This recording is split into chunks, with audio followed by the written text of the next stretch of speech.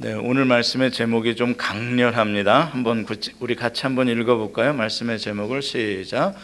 나를 미치게 하는 예수. 네, 이것은 제가 지은 제목이 아니고 레너드 스윗이라는 목사님이 쓴 책 제목을 그대로 옮겨왔습니다. 미친다는 말이 사실 좀 부정적인 말인데 요새는 좋은 뜻으로 이 미친다는 표현을 많이 씁니다. 미치지 않으면 성공하지 못한다라는 말이 있습니다. 세상에서 성공한 사람들 이야기들을 이렇게 모아보니까 적어도 자기 분야에서 한 10년 이상을 미친 듯이 집중한 결과로 그렇게 성공한 사람들이 됐다는 것이 공통적인 이야기입니다. 김연아 선수도요, 세계에서 피겨스케이팅 제일 잘 타잖아요. 얼마나 많이 연습을 했냐면 지구를 그 작은 발로 3바퀴 돌 만큼의 거리를 이 스케이트장 위에서, 얼음판 위에서 달리고 또 달렸답니다. 몇 번을 넘어졌냐면요, 누가 세봤나 봐요. 3,500번을 넘게 스케이트를 타다가 연습하다가 넘어지고 또 넘어졌답니다. 한국에 새로 유명한 분이 계세요. 아무튼 TV에서 새 관련된 게 나오면 이분이 꼭 나오시더라고요. 경희대학교에 윤무부라는 교수가 계시는데 이분이 연세가 지금 70이 넘으셨는데 학창 시절부터 새를 그렇게 좋아해가지고요, 한국의 들과 산과 강과 바다를 안 가본 데가 없대요. 그 새를 찍어보려고 카메라를 가지고 그 들에서 잠을 자면서 그렇게 새에 미쳐서 평생을 새에 미쳐서 살았는데, 이 양반이 요새도 텔레비에 나와서 새 이야기만 나오면요 눈이 반짝반짝반짝거리고요, 새 얘기만 나오면 신이 나가지고 새 얘기를 하는 것을 봅니다. 판소리에도 명창 소리를 들으려면 목에서 피를 여러 번 토해야 된대요. 그래야 이 목의 성대가 건강해가지고 5시간 판소리 한 번 완판을 하려면 심지어 7시간도 쉬지 않고 불러야 되는데, 그렇게 피를 토해가면서 성대가 강해지지 않고서는 안 된다는 거예요. 미칠 만큼 노래를 불러야 된다는 거예요. 그런데 문제는 어떻게 해야 이토록 한번 미쳐볼 수 있느냐. 난 미쳐보고 싶은데 왜 잘 안 미쳐지는지 말이죠. 그게 문제예요. 여러분, 대기업에서 봉급을 많이 주는 그러한 대기업에서 사원을 뽑을 때 시험을 치르고요, 공부를 잘하고 실력이 많은 사람을 사람으로 뽑습니다. 사원으로 뽑아요. 왜 그럴까요? 왜 공부 못하는 사람들은 안 뽑을까요? 차별하나요? 그게 아니에요. 공부를 열심히 했다는 건 뭘 말하냐면 집중을 할 수 있었다는 걸 말하는 거예요. 공부해야 할 시기에 다른 데 해찰하지 않고 공부에 미쳤다는 것을 의미해 주기 때문에 이런 성향을 가진 사람들이 세일즈를 맡겨도, 연구직을 맡겨도, 마케팅을 맡겨도 집중해서 미친 듯이 하기 때문에 성과를 낸다는 거예요. 그래서 그런 사람들을 뽑는 겁니다. 내가 해야 할 것은 열심히 하지 않고 남의 떡이나 쳐다보고 해찰하고 집중하지 않는 사람들은 성공을 할 수가 없다는 거예요. 그래서 이제라도 여러분들이 하시는 일에 대해서 한번 집중해 보시기 바랍니다. 미친 듯이. 그럼 여러분들 다 성공하실 수 있을 겁니다. 오늘 성경에도 보면은 오늘 읽은 본문에 또 한 분의 미친 분이 나오는데 사도 바울입니다. 고린도 교회의 사람들과 또 다른 사람들이 사도 바울을 가리켜서 미쳤다고 생각했습니다. 그래서 이 광적인 사도 바울이 전해준 복음은 진짜 복음이 아니라 이단 사상이라고 의심을 하게 됐습니다. 왜? 저 사람은 정상이 아니야, 저 사람은. 그랬기 때문에 바울을 의심하고 그가 가르친 복음을 의심하고 고린도 교회가 바울을 배척했어요.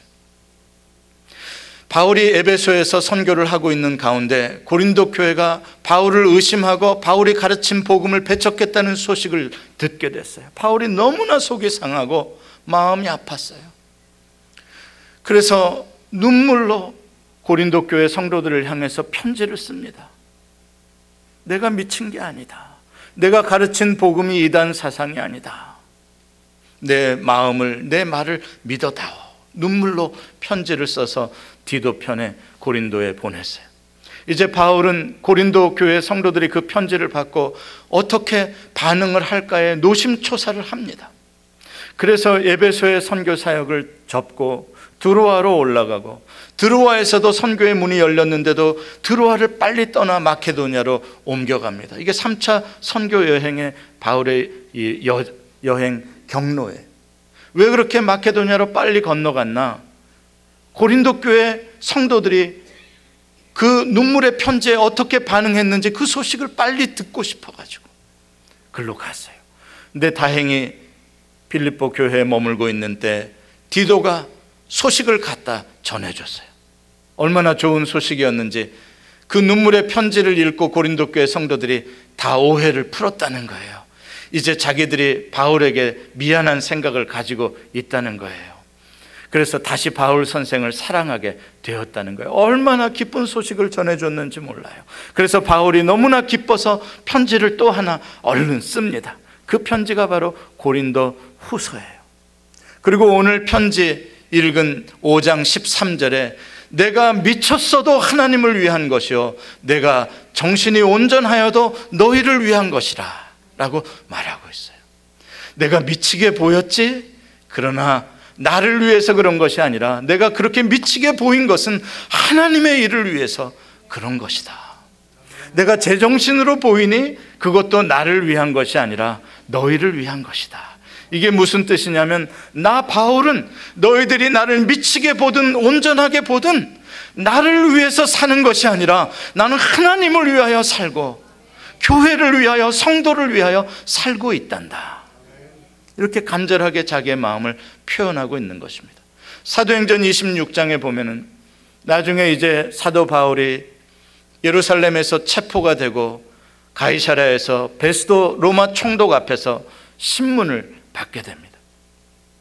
왜 유대인들이 너를 이렇게 핍박하고 죽이려고 하는지에 대해서 이야기를 해라. 거기서 바울이 자기가 과거에는 예수를 핍박하고 교회를 핍박했던 사람이었는데 왜 예수를 믿게 되었고 그 예수를 전하지 않고는 견딜 수 없게 되었는지에 대해서 간증을 해요. 그 이야기를 다 듣고 베스도가 뭐라고 하는 줄 아십니까? 바울아, 네가 미쳤도다. 네 많은 학문이 너를 미치게 하는도다. 여기서 미친다라는 단어가 헬라어의 마니아예요. M-A-N-I-A, 마니아. 영어로 그대로 옮겨서 매니아로 쓰고 있는 단어가 마니아예요. 정말로 미친 거예요. 좋은 의미가 아니에요. 제정신이 아니라는 거예요. 실성했다는 뜻이에요. 베스도가 보기에는 정말 바울이 실성한 사람 같았어요. 저렇게 뭐 하나 빠질 것 없는 저 인물이 말이에요. 저 많은 학식을 가진 사람이 로마 시민권자요, 바리새인이요, 얼마든지 세상적으로 존경받을 수 있는 저 사람이 어쩌다가 이렇게 되었는지, 왜 이 고생의 길, 험난한 길, 위험한 길로 내려가는지 베스도가 이해가 안 되는 거예요. 네가 미쳤구나. 네가 예수 마니아가 됐구나. 어떤 사람들은 낚시 마니아가 되고 골프 마니아가 되고, 제가 요새 조사해 보니까 골미다가 있더라고요. 골미다. 이게 무슨 말인가 그랬더니 골프에 미친 사람은 다 모여라는 클럽 이름이 골미다더라고요. 골미다. 골프 마니아, 낚시 마니아. 어떤 사람은 자동차 마니아. 자동차만 보면 정신을 못 차. 자동차. 어떤 사람은 신발 마니아, 구두 마니아가 있어가지고 신발만 보면 다 사고 싶대. 마니아.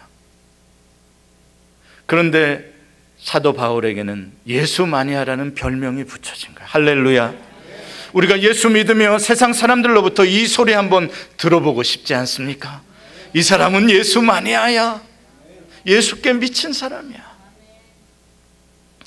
사랑하는 성도 여러분, 사도 바울은 얼마든지 편하게 존경받는 랍비로서 가말리엘보다도 더 위대한 인물로서 살아갈 수 있었지만 그 모든 세상 사람들이 자랑하는 그러한 류의 자랑은 다 배설물로 버려버리고 복음을 위하여, 주님을 위하여 그 위험한 고난의 길을 걸어갔던 것입니다.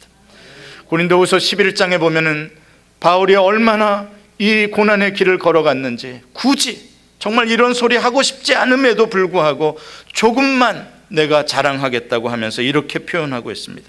우리 같이 한번 읽어봅시다. 시작.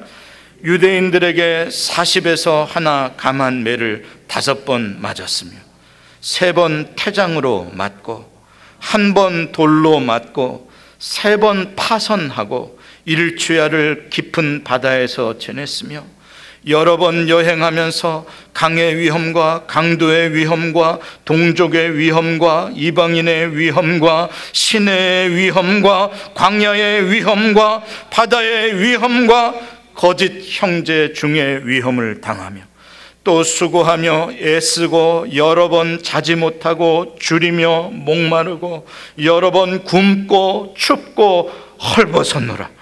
이외의 일은 고사하고 아직도 날마다 내 속에 눌리는 일이 있으니 곧 모든 교회를 위하여 염려하는 것이라. 누가 약하면 내가 약하지 아니하며 누가 실족하며 되면 내가 애타지 아니하더냐.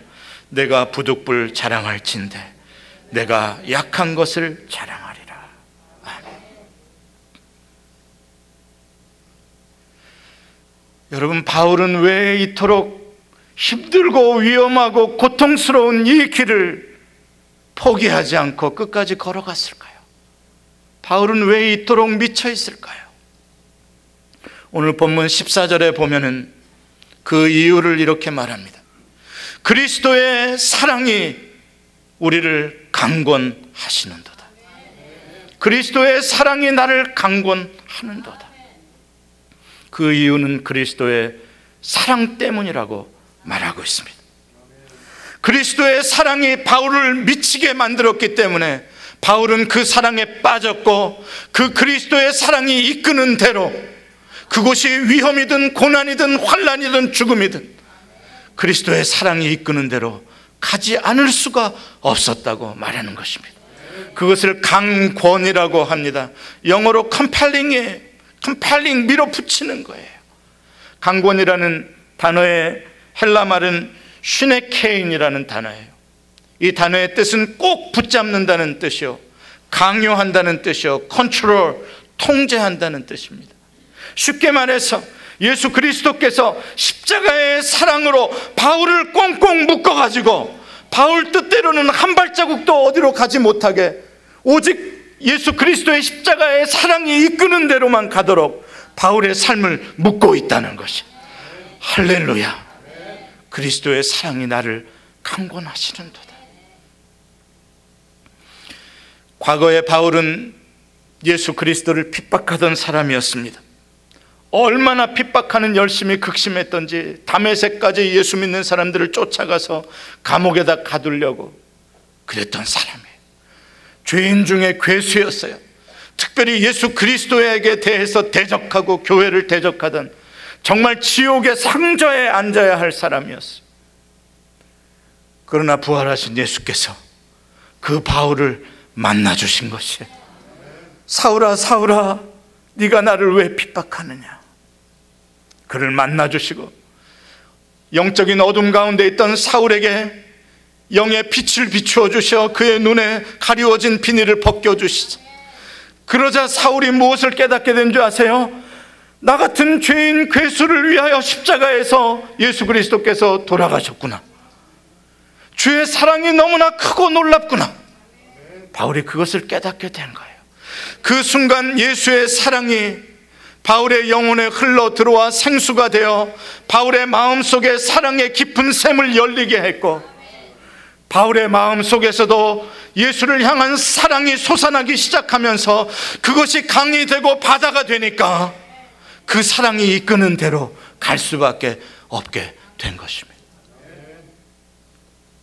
그렇습니다. 십자가의 사랑은 온 우주를 흔드는 하나님의 미친 사랑입니다. 하나님께서 나에게 미치지 않고서야 어떻게 독생자를 주실 수가 있겠습니까? 여러분, 내가 미치지 않고서야 어떻게 내 독자를 죽일 수 있겠습니까? 하나님은 여러분들을 사랑하기에 미치신 것입니다. 그 하나님의 미친 사랑이 바울을 미치게 만든 것이, 바울이 그 하나님의 그 사랑을 느껴버린 것이, 바울도 그 사랑에 미친 거예요. 오늘 본문 17절에 바울이 이렇게 외칩니다. 그런즉 누구든지 그리스도 안에 있으면 새로운 피조물이라, 이전 것은 지나갔으니 보라 새 것이 되었도다. 여러분, 모든 것을 새롭게 바꾸는, 이전 것을 새 것으로 만들어버리는 이 놀라운 새 창조의 역사, 그 힘이 어디에서 나오는 줄 아십니까? 그리스도의 사랑입니다. 그리스도 사랑 안에 있으면 죄인도 의인으로 바뀌어지는 것이요, 절망하는 사람도 소망하는 사람으로 바뀌어지는 것이요, 약한 사람도 강한 사람으로 바뀌어지는 것이요, 의심하는 사람도 믿음의 사람으로 바뀌어지는 것입니다. 예수 그리스도의 사랑이 능력인 것입니다.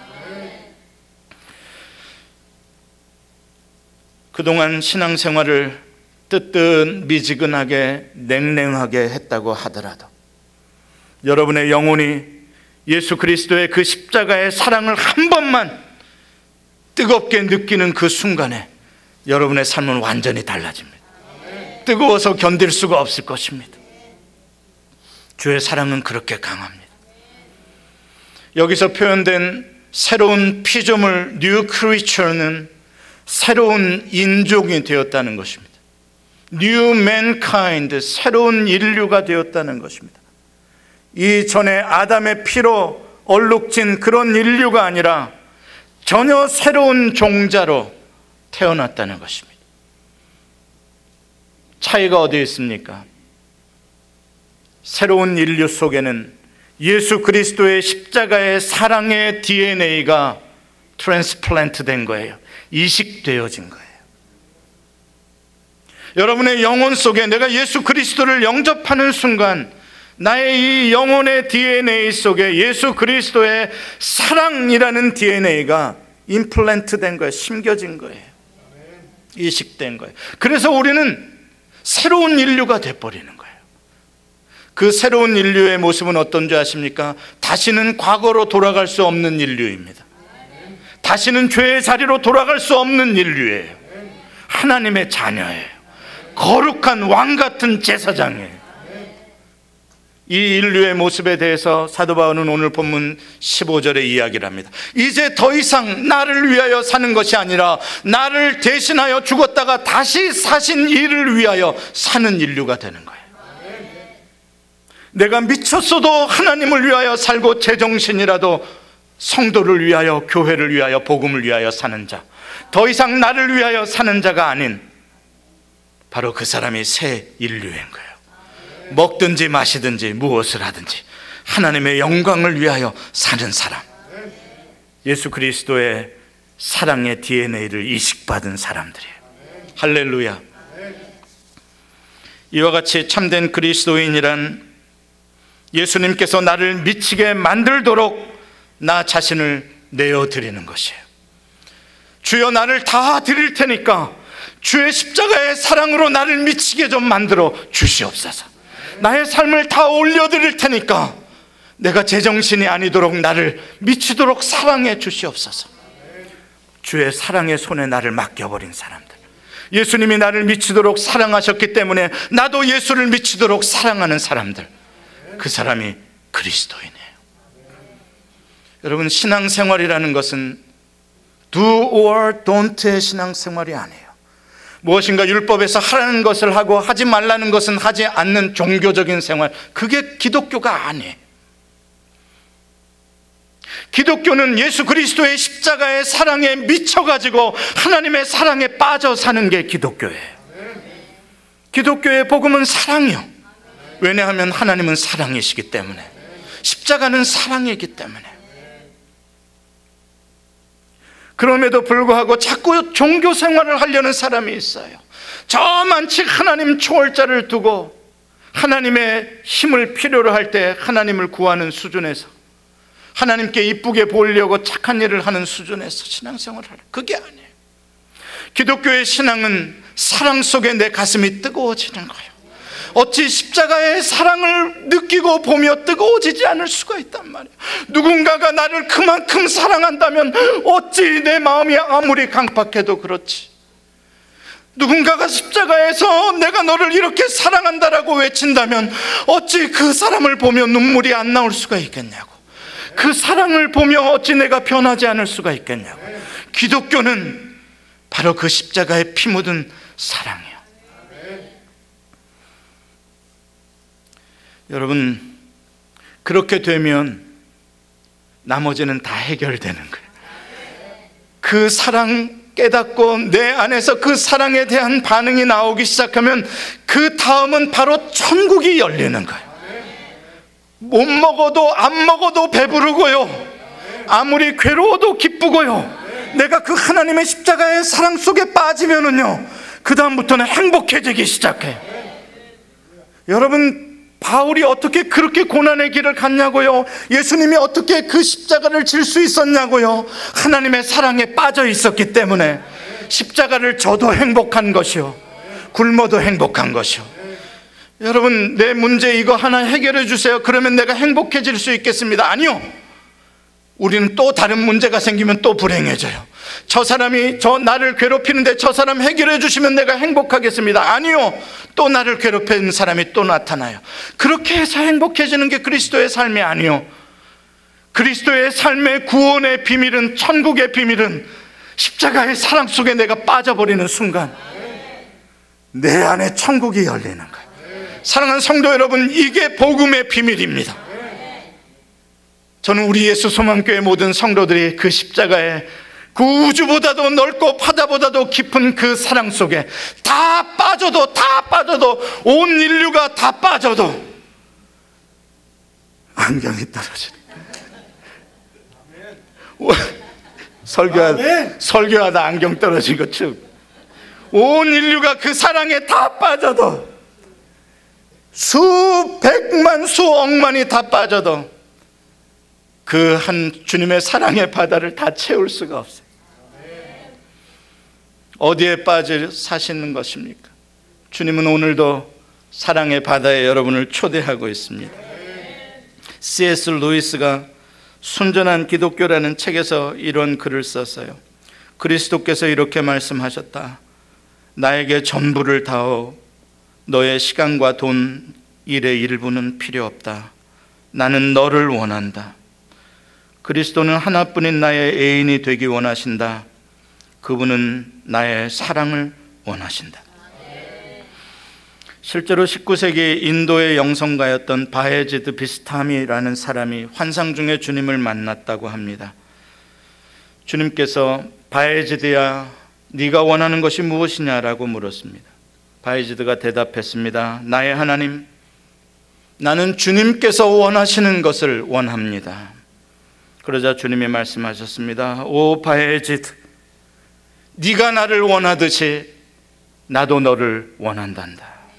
내가 원하는 것은 바로 너다. 어떤 선교사님이 돈 많은 분의 초청으로 라스베가스를 구경하게 되었답니다. 넓은 길에는 고급차가 넘쳐나고 휘황찬란한 그 큰 호텔에 들어가 봤더니 수천 대의 슬롯 머신에서 동전 떨어지는 소리가 요란하고, 저녁에는 쇼가 여기저기에서 신비할 정도로 풍성하게 넘쳐나고, 가는 음식점들마다 산의 진미가 넘쳐났답니다. 이제 저녁에 모든 걸 다 보고 호텔 자기 방에 들어왔는데 높은 층에다가 방을 마련해 줘서 높은 층에서 커튼을 열고 보니까 불야성에 그냥 네온사인으로 번쩍거리는 라스베가스가 눈에 다 들어오더라는 거예요. 너무나 화려한. 그곳에 선교사님이 무릎을 꿇고 기도합니다. 주님, 저는 오늘 주님보다 더 좋은 것을 단 하나도 보지 못했습니다. 세상에 그 좋은 것을 다 보았는데요, 그 비싼 차, 그 호화로운 호텔, 그 많은 돈, 그 모든 걸 다 보았는데도요, 이 선교사님 그날 고백한 고백은, 주님, 나는 오늘 주님보다 단 하나도 더 좋은 것을 보지 못했습니다. 어떤 사람이 이런 고백을 할 수 있습니까? 주님의 사랑에 미친 사람입니다. 주님의 사랑에 미치면 바울처럼 나머지는 다 시시해집니다. 그만큼 주의 사랑은 아름답고 가치 있고 고상한 것입니다. 이와 같이 참된 사랑은 좋은 의미에서 다른 사람을 미치게 만듭니다. 제가 지난주에 우리 교회 김 집사님으로부터 사랑 이야기를 조금 들었습니다. 지금부터 30년 전 총각 시절에 뉴욕에서 살던 김 집사님은 한국에 있던 아가씨와 결혼을 하게 됐는데 안타깝게도 1년 동안 결혼 후에 떨어져서 살아야 했답니다. 1년이 긴 시간이면 긴 시간이고 짧은 시간이면 짧은 시간인데 그 1년 동안 여러 번 한국을 왔다 갔다 하셨고, 우리는 10년에도 갈까 말까 한데 여러 번 왔다 갔다 하셨고, 그것도 모자라서 날마다 편지를 쓰셨다고 합니다. 그 김 집사님 아내 되신 분이 옆에서 이렇게 이야기합니다. 어느 날은 우체부가 편지 2장도 주고 갔다고. 그것도 모자라서 날마다 이 통화를 하는데, 옛날에는 카드도 없어가지고 전화요금이 27년 전에 400불이 넘게 나왔답니다. 지금도 400불 나오면 뚜껑이 열릴 텐데 27년 전에 돈 벌어서 다 전화비 쓰고 한국 왔다 갔다 하는데 다 썼습니다. 손담비는 이럴 때 이렇게 노래합니다. 내가 미쳤어. 정말 미쳤어. 사랑은 미치게 하는 겁니다. 그게 아까워서 그렇게 할 수 있겠습니까? 아니요. 사랑하면 다 써도 다 주어도 행복한 것입니다. 그게 사랑의 비밀입니다. 신앙생활은 바로 이것입니다. 신앙생활은 하나님을 알고 하나님의 사랑에 미치게 되면 나머지는 다 주어도 아무것도 없어도 다 이뤄도 행복한 것입니다. 그래서 이런 사람들은 세상이 감당할 수 없다라고 성경이 말하는 것입니다. 오늘날 그리스도인과 교회의 위기는 주님의 사랑에 미치지 않은 상태로 종교 생활을 하고 있는 데에 있습니다. 습관적으로 냉랭한 가슴이 왜 그런지도 모르는 상태로 그냥 왔다 갔다 하고 있는 것입니다. 주님과 결혼해서 주의 순결한 신부가 되고자 하는 것이 아니라 그냥 주님과 잠깐 동거 상태에 있기를 원하는 것입니다. 내가 천국에 갈 동안만. 왜 결혼하면 주의 신부가 되면 내가 포기해야 할 자동차가 있고, 내가 포기해야 할 내가 좋아하는 취미가 있고, 내가 포기해야 할 것들이 너무 많아지니까 주님을 위해서 전부를 드리고 싶지 않고 희생하고 싶지 않고 적당히 동거하는 것 말입니다. 서로 간섭하지 않는 상태에서 서로 좋은 것만 취하는 그 상태에 있기를 원하는 것, 그것이 바로 오늘날 그리스도인들과 교회의 문제라고 말하고 있습니다. 실제로 어떤 미국 감리교 장로가 이렇게 고백했다고 합니다. 나는 지쳤고 우리 교회는 가능한 한 아무 문제 없이 운영되기를 바라고 있다. 우리 교회에는 미친 사람이 하나도 없다. 여러분, 오늘날 교회들이 이렇게 되어가고 있는 거 아닙니까? 그냥 매니지먼트 되면 되는 것, 아무도 미치지 않고 제정신으로 왔다가 아주 교양 있게 예배하고 교양 있게 돌아가는. 라오디게아 교회를 향해서 주님께서 이렇게 경고하십니다. 네가 이같이 미지근하여 뜨겁지도 아니하고 차지도 아니하니 내 입에서 너를 토하여 버리리라. 또 에베소 교회를 향해서 말씀하십니다. 내가 너를 책망할 것이 있나니 너의 처음 사랑을 버렸느니라. 그러므로 어디서 떨어졌는지 생각하고 회개하여 처음 행위를 가지라. 말씀을 맺습니다. 주의 십자가의 사랑을 이야기하고 우리도 주님을 이렇게 사랑해야 되지 않겠는가 생각하게 되면 마음이 무거워집니다. 왜냐하면 머리로서는 이해가 되고 나도 그렇게 하고 싶은데 육신이 약하여 그렇게 잘 되지가 않습니다. 주님을 향하여 설레본 경험도 별로 없고 뜨거워지는 경험도 별로 없고 여전히 나는 그냥 오늘 나의 삶의 무게에 힘들고 지쳐 있을 뿐입니다. 여러분, 그러나 낙심하지 마시기 바랍니다. 주님께서 십자가의 사랑을 보여주실 때는 우리가 주님을 사랑한다고 고백했기 때문에 보여주신 것이 아니라 우리는 주님이 누구인지도 모를 때, 우리가 아직 죄인 되었을 때 주님께서는 무조건적으로 십자가의 사랑을 보여주신 것입니다. 그 주님의 사랑은 지금도 변함없습니다. 내 가슴이 뜨겁든지 차갑든지 상관하지 않습니다. 주님의 사랑은 똑같습니다. 똑같이 여러분을 사랑하십니다.